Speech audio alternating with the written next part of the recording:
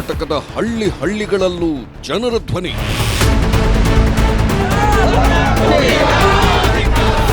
ಸರ್ಕಾರಿ ಶಾಲೆಗಳ ಮಕ್ಕಳ ಪರ ನಿಂತ ಗಟ್ಟಿ ಧ್ವನಿ.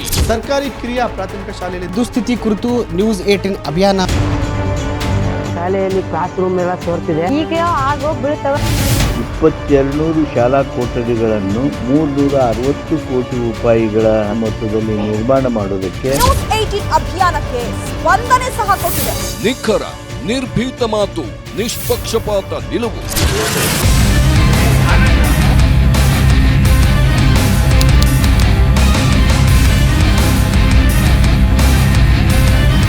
ನಾವು ನಿಮ್ಮ ಪರ ನಿಂತೆವು. ಕಬ್ಬು ಬೆಳೆಗಾರರ ಪ್ರತಿಭಟನೆ ಹೋರಾಟ 7ನೇ ದಿನಕ್ಕೆ ಕಾಲಿಟ್ಟಿರ್ತಕ್ಕಂಥದ್ದು. ನೀವು ನಮ್ಮನ್ನ ನಂಬರ್ 1 ಮಾಡಿದ್ದೀರಿ.